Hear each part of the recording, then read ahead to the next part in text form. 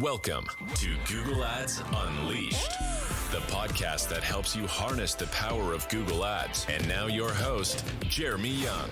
Hello guys, and welcome back to Google Ads Unleashed. Hope everyone is doing fabulously this Monday. And I want to start with a scenario. Imagine you are after a new keyboard for your Mac, like an external one, or for your home computer, and you look for best keyboards online. And you find an article, you click on it, and it compares the top 5 best keyboards in the, that was a Freudian slip, keyboards in the UK, and guides you towards making the best purchase for the best value of money. Welcome to the world of advertorials. That's exactly what has just happened. You fell basically for an advertorial. So this is a user journey that is starting to become more and more common, and that which we see work better and better for a lot of our partners. So this episode is all about what they are, when are they used, and how you can launch your first advertorial campaign as well. Let's dive right in. So first of all, what are advertorials? So advertorials are paid ads that are designed to look like an editorial article, and they blend ads with an editorial style content. That is why they're called advertorial, right? So it's basically a made up word between the two. They usually are on third-party sites, so they're not on the same website as yours. And they usually are written in order to instill trust into what is written, and that they're usually quite filled with a lot of informative material. And they are usually written in such a style that they gently guide the user from whatever they're researching, whatever they've looked for, towards conversion without an aggressive sales tactic. So when are they used, and what can they look like? Sort of what's the whole point of them? So usually we come up with them when we're at two crossroads. The first one is more out of necessity. So something that unfortunately, I think it's a good thing, and unfortunately happens to us quite a lot, is that we scale up so fast that we run out of search volume. Yeah, so this is a common issue that we face. So whilst we of course try to always combat this with better offers, improve quality score, go horizontal, like with more products, different nations, different languages, etc., it happens quite a lot that we just run out of volume, right? So there's not more brand search. We've maxed out shopping and PMax. We've maxed out search campaigns. We're maxing out demand gen, and then we are looking to expand further. And the easy way to simply expand is to take up more space in the SERP, and that is what we do then with advertorials on a different ad account. Okay, so we just expand more into the same search volume by basically just taking more of the impression share. There's also sometimes, very rarely, advertorials can be used when there's very, very little search volume directly for your product, but a lot of search volume for the problem, right? So that is when people are very problem aware, but they're not solution aware. We had a client many, many moons ago who sold supplements for dogs, right? So any kind of supplement you can think of, for instance, for gut health, for their fur, etc., etc. And one of the supplements they sold was against arthritis in dogs. So naturally, there was not a lot of search volume for supplements for dogs against arthritis. Okay, so that didn't really happen very often. But what happened very often is people searched for "my dog is limping," or "my dog is not walking right," etc., etc. And that is where advertorials came in. And they can look completely different, right? So, for instance, they can be told from the first person perspective. For instance, that advertorial I just talked about that this guy discovered this thing because his dog was limping, and then his dog was able to walk again, more or less, after a couple of weeks, right?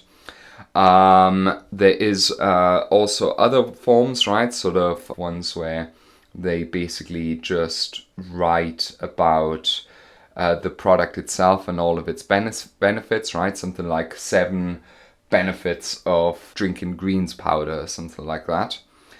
Or the ones which are my absolute favorite because they're super easy to do are the comparison advertorials. So we've done this for several brands now. We even just completed one last week.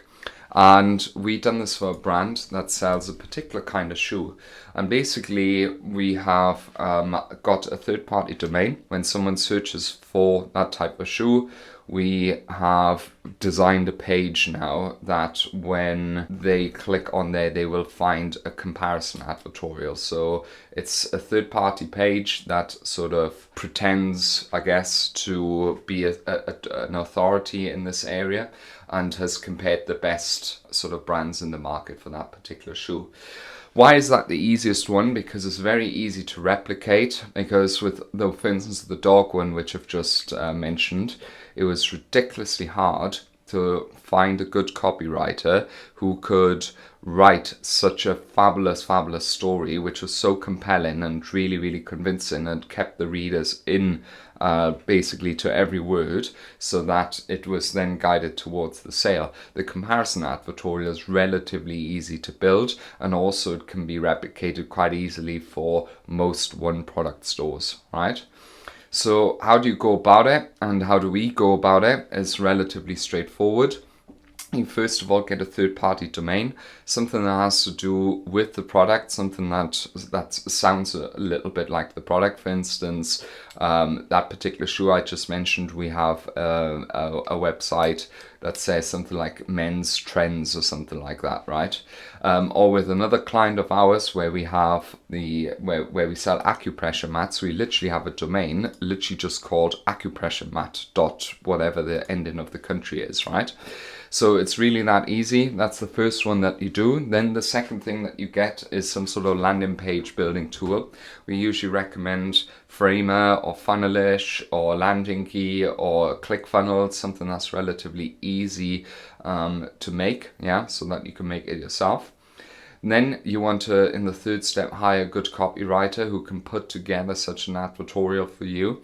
If you are wondering how these look like, have a search for any kind of mundane product. I bet you any money there will be advertorials out there comparing, for instance, the best collagen boosters out there, or the top 5 travel pillows, or God knows what, right? So have a look and you will find those and how they look like, and you can relatively easily replicate them.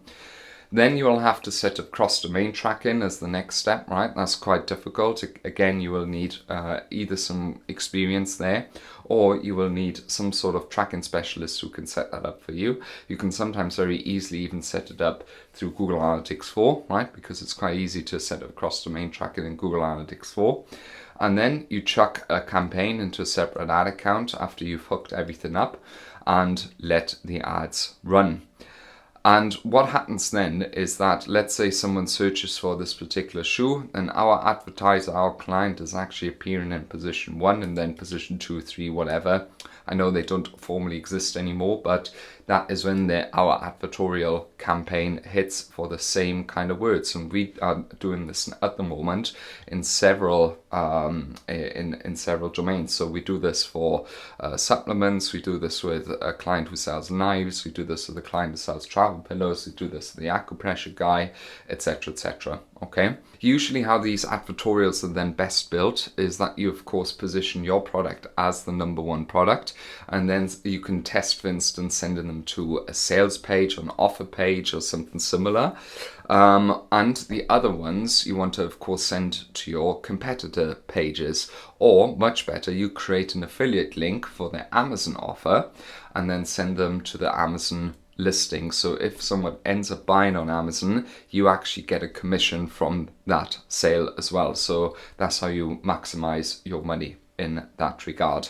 We do these as well, so if you are interested in anything of that and wanted to learn, simply reach out. I'll let you know at the end of the podcast how to do so. There's just now, of course, one thing that you will have to think about, and that's a little bit of the ethics around it. So there are some mandates, so I would probably read up on this before. that you have to be quite honest about who you are and disclose that, of course, yeah. So I believe BuzzFeed, for instance, was penalized for misleading advertorials because it wasn't clear upfront who the brand was that was behind that, okay. And in print and online, a lot of countries, such as the United States, for instance, they require that paid editorial content is marked as advertisement, right? So you just have to be quite careful of that. And you also have to be careful of ethical implications, right? Because to a certain degree, this is a level of misdirection, right? There's no doubt about it. And I'm not going to stand here and say that that is not. But you have to sort of guide your own advertiser's agenda and how you want to position a product in front of a user with, the risk of reader deception. Okay, so I would probably try and strike a balance of seeing this as an additional channel, but of course not using the power of such an advertorial on a third-party page to spread nonsense, to sell fake products or to sell crappy products, right? So I would remain educational and value-focused. I would always clearly label that it is an advertorial to be compliant. And I would just be honest with the users who are reading it. We're seeing some really good results in some of the accounts. This is the God's honest truth. The advertorial actually outperforms our normal prospecting search campaigns, which is quite actually shocking to be honest, but it just shows how good it is at turning cold traffic into people who are ready to purchase. And like I said, if you want to learn how to do this, simply reach out. It's jeremy@younganddigital.marketing or Jeremy Young Google Ads on LinkedIn. You can find me there. Simply connect, have a chat with me, and I'd love to do the same for your brand. Thank you for listening. This has been Jeremy Young, your personal Google Ads expert, and I wish you a happy and productive week ahead. Thank you for listening to Google Ads Unleashed. To connect with Jeremy, check him out online at www.younganddigital.marketing. We'll see you next time.